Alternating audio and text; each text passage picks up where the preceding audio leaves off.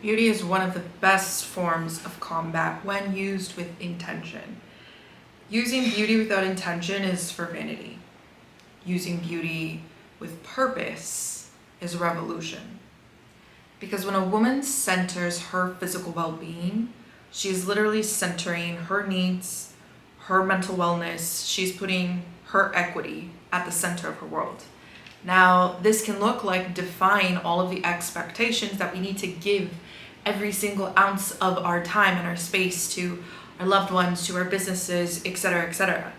But what would it also look like for women to look relaxed, to feel embodied in their beauty, and to do it for themselves? So if you're interested in learning about how to use beauty as a form of combat, and maybe if you do benefit from beauty privilege and pretty privilege of how to weaponize it to your benefit, then stay here, because if you're not weaponizing beauty, your beauty will be used against you. It's power, babes. If you don't use your power, other people are going to tap into your power. So let's jump in. I'm inspired to create this video for two reasons. One, I work with a lot of women, female entrepreneurs, very successful creators, artists, and something that I usually see a pattern that happens is they devote so much of their power, so much of their autonomy, their sovereignty to their businesses, which is important, but at the cost of what? At the cost of their health, which then impacts their beauty, which then impacts how people see them, witness them, experience them. Now, we can just throw our hands up and be like, we hate society, we're not gonna work to the game. But we can work to that mindset, or we can peel back the layers a little bit and question it. A woman's power is in her beauty, is in her ability to soothe people's minds psychologically, to get that bias and that influence that she's trustworthy, she's kind, she's influential, she's all of these positive aspects, right? And there are a lot of women who understand that and weaponize it, but are doing it for vanity because they want outside approval. And to me, those are just women that have internalized the male gaze and other mindsets. Then there are other women who are like, I just want to be for the women. I just want to be for my people, for my family. I'm not looking at beauty. Beauty's not important to me, da da da da da. And then they don't understand why there's this disconnect, or why they're losing money, or why people are treating them differently, or all these other things. It's because the power that is in a woman, where she has the capacity to influence biases, to market differently, to change people's opinions based upon colors that she wears, or working with her astrology. Do you know how powerful that is? Do you know how powerful it is to be like Helen of Troy that launched 1,000 ships, or Cleopatra that said like, I will not be conquered and I am like a master seductress? Do you know how powerful it is with not even having to open up your mouth, but non-verbal forms of magic? And the easiest one for women is our beauty.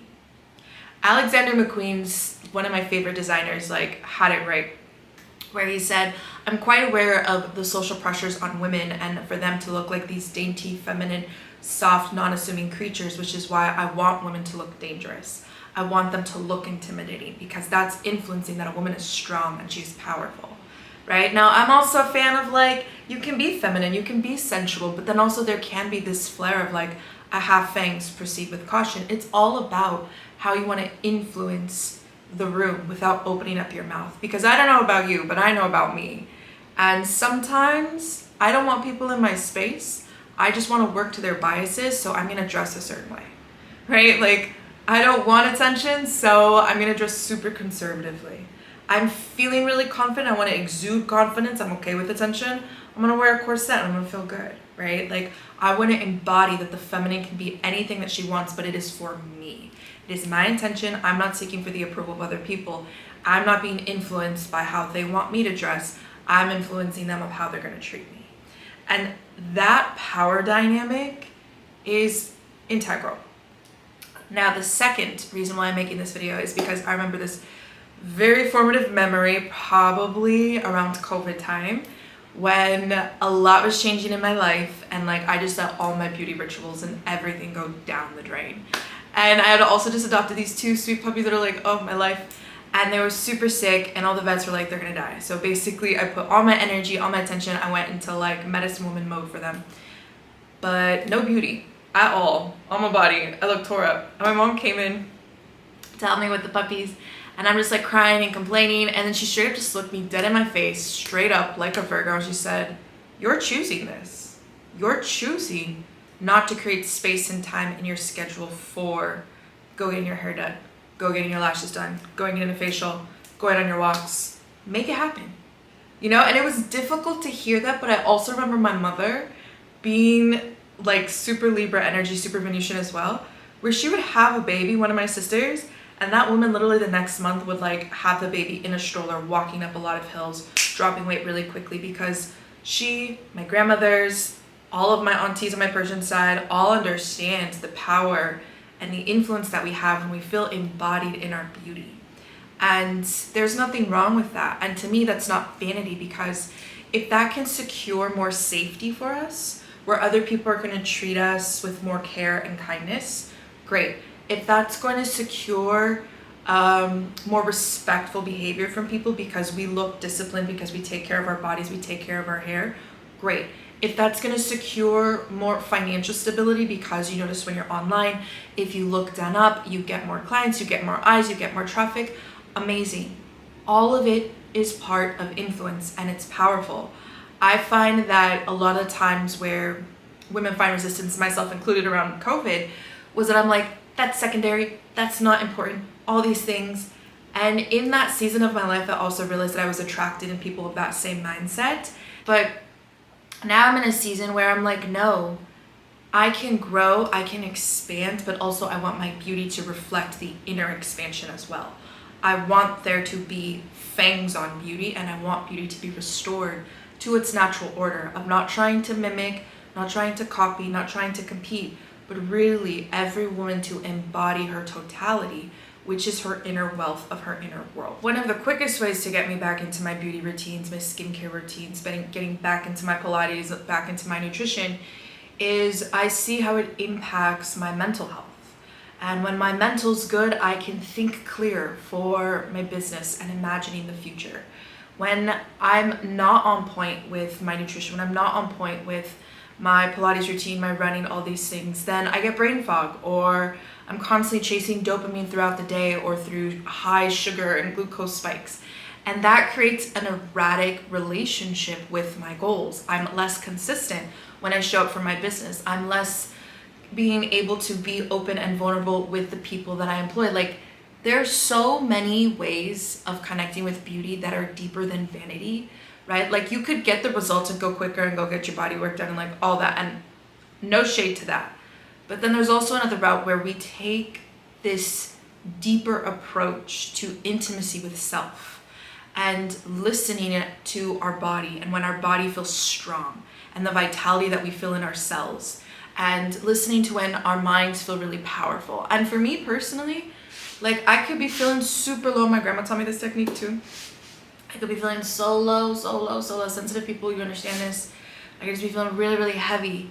And then I will intuitively just like get up, go take a shower, just start to put on makeup, start to do my hair, start to put on some clothes, and I won't even walk outside. Literally just doing it for myself, because I love the transformation that I experience from feeling super low to then I'm transforming that emotion into beauty on my body and feeling good. And then I get inspired to beautify my space, which is also why I'm a big fan of interior design and going to beautiful, luxurious spaces, because that impacts psychologically when there is comfort and there's beauty around us and there's simplicity. That impacts also the organization of the mind. So then that has another symptom, another result where we can be clear, we can have fresher conversations, we can have more interesting dialogues, even if it's gonna be a harsher conversation, right? So beauty is a form of weaponry against really intense conversations that can go left, towards negative biases, towards so much. So beauty is an amazing weapon to disarm, to soothe, to self-soothe. Beauty as a form of weapon and how it's revolutionary is seen in shifting narratives and even shifting identities in society. I know it's deep, okay? Beauty is deep. It's not an artifice. It's not something superficial. It's not something that is skin deep. As a seer, I could literally clock it a mile away when a woman is just performing her beauty to be socially accepted by whomever. It's clear as day to me. because there is a lack of purpose. Unless the purpose is to like steal someone, to get some money, to do whatever. I could just tell. But then I can also tell a woman that has a greater purpose that is beyond skin deep, but it's on a soul level. There is depth to her beauty, and that to me is true, revolutionary, timeless beauty. It's not a beauty that is on trend. It's not a beauty that is easily influenced and that will compromise her ethos for a check, right? Beauty to me is, as a revolutionary act, is the harmonization of like chaos and love, the combination of it. It is the bridge between the shadow and the light, right? The darker side of someone's character and how that darker phase of their life gave them the strength and tenacity to choose themselves, to choose their features, to choose their career, to choose how they create their families, to choose how they dress. That is a weapon, because that means that that woman's not easily controlled. And that is a woman I want to be aligned with, because she centered her beauty. She centered the time to get to know herself.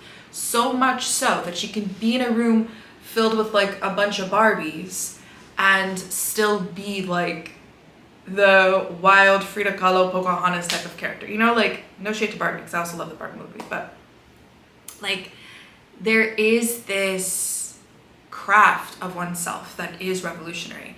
And I feel like a woman who really embodied this was Frida Kahlo, because she was able to sculpt and transform like Mexican society's perspectives towards LGBTQI, towards the totality of romance, and that relationships are imperfect, and who are we to judge outside because we don't know what's going on the inside, right? And to also show that you can be a lover and you can also have your career and you can also be an incredible artist, and say screw social acceptance and how they choose to write about me in the magazines, because my art literally transcends and has a legacy even when I'm gone, while I'm here and when I'm gone.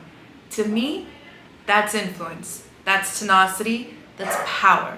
And also to me, that is someone that sculpted their own relationship with their aesthetic, because I believe she also got her aesthetic from Diego Rivera's side. And she even put on her own spin when she would play with the masculine and feminine binaries. And I feel as though that level of sensitivity to one's beauty and one's style and one's aesthetic and how it can influence people and create conversations and bring people of different political spheres, different cultures together, that is where I feel like we truly make change and transformation.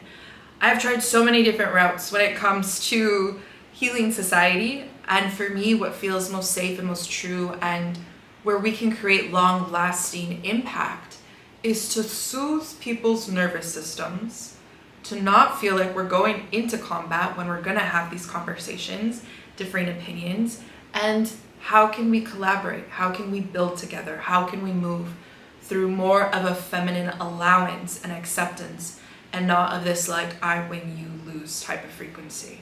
And to me, that's through beauty.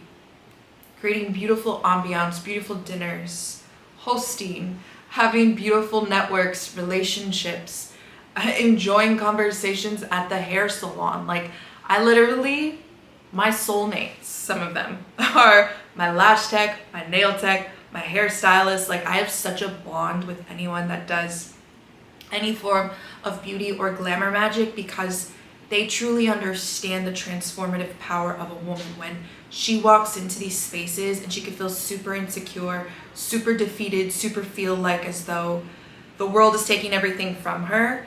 But then when she walks out feeling fulfilled, feeling as though she has her weapons back on her, feeling as though she's more connected to her essence, that to me shifts her hormones, her dopamine, her relationship to her career, her relationship to her body, and it creates this avalanche revolutionary impact and effect.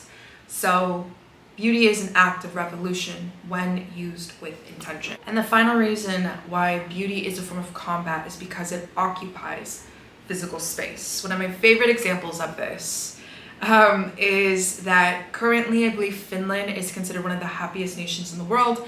It's led by a bunch of women that are at the top of government, and they have focused a lot on preserving nature and also improving the physical space of the country, right? The cities, improving the homeless sectors, like creating resources for people to find safety and comfort within their bodies, which then allows them to feel safer in beauty.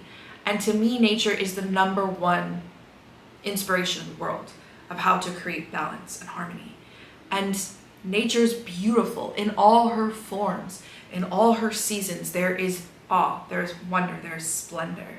Another example of this is that when I was studying city development and planning at UC Berkeley, there was a class that I took about the influence of city parks and natural reserves on communities. And essentially, I believe it was in Berkeley. This is super foggy. I'm trying to collect a memory from back then. But I remember reading and studying about how the wives of these really influential people with money basically got together in Berkeley and decided to preserve places like Tilden Park and all these other spaces to influence the psychology and the mindset of the people in the city, because this was going to help them heal. This comes from women. Why? Because we understand about psychological safety being priority for societies to thrive and to be creative and to be these bubbles of connection and love and inspiration and cultivation of higher thinking, higher feeling. When we are constantly in spaces that lack beauty or that don't prioritize beauty and are okay with places looking dilapidated and like as though you're walking through horror, like when you normalize that, then you also normalize to treat people in that way, because you're psychologically treating your brain, you're programming your brain to believe that is what is baseline, right? So when we choose to take care of our bodies and the frequency of our cells just emanate health and vitality, when we choose to take care of our hygiene and our body just gives off, I know my hair kind of looks wild right now, and our body just gives off that we have the discipline and the courage and the connection to self to make sure that we're focused on how we feel and we look in our bodies. When we take those stances, we're also taking those stances in space. And when a woman feels safe to take up space physically, she also tells predators around her, I'm aware of you because I'm aware of myself. This goes into the craft of proxemics. It's a nonverbal form of magic, where my grandmother, my father, all my family members have always told me that. Be aware of your posture, be aware of what you're wearing, do not step out of this house looking crazy, ever. And if you go to grandma's house, if you go to your tia's house, if you go to your auntie's house, you go dressed to the tens, because you're going there as a form of respect to yourself, but also the person that you're seeing.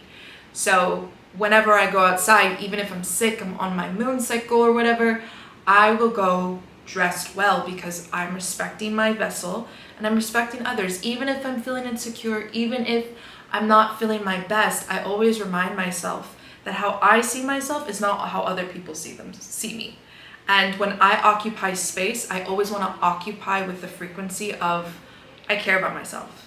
I'm mindful of myself. I'm demure. I am someone that will be a good person on the team, right? So I pray that this helps you take the agency of your power and weaponize it to your purpose, to your benefit, and never let anyone speak like negatively on beauty. And because the second I hear someone start to talk about someone's beauty, attack it, or even when I'm in someone's presence and they start to say like, looks aren't that important, or I've been around a lot of beautiful people, when they start to speak on that, I'm like, okay, I'm making you feel some type of way.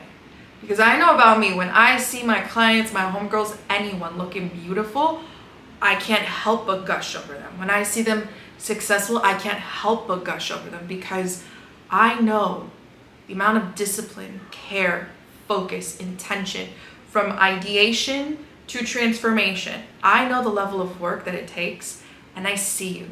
And I want to inspire you to continue to choose life, because that is an art form in itself. Every day that you're on this planet, that is art.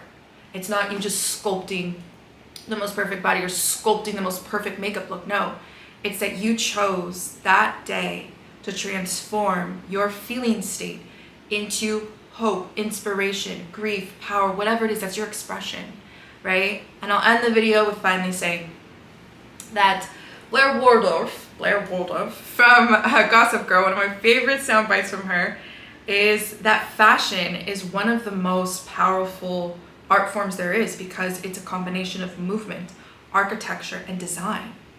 You're living, breathing art. And when a woman is connected to her beauty and is using it with intention and purpose, and is using it as a form of getting her to where her future goals are, to me, that is power. And I salute that, right? So if anyone ever whispers fear on you, that's because they're admitting their heart and what's on their heart. But if you are centered in your beauty, you are centered in your heart, you are centered in what you want to create in your life, and also understanding that your beauty can calm people down and relax people, then I feel like we value beauty and we value our essence in spaces, and we do not take ourselves for granted, but we understand the psychological, the physiological, the mental, the spiritual, the energetic, the verbal, all of it. To me, what's the first thing that people do whenever they get power or money? They go buy pretty things, they go get by pretty people, and they go like live in pretty places. So anybody that tells you that beauty is vanity, they are doing it for outside validation, or they just do not understand the impact of beauty. And there is a deep-rooted wound around their own inner beauty. So I love you. Honor your beauty. Get into the nuances of how to feel the most beautiful, and let the journey be beautiful.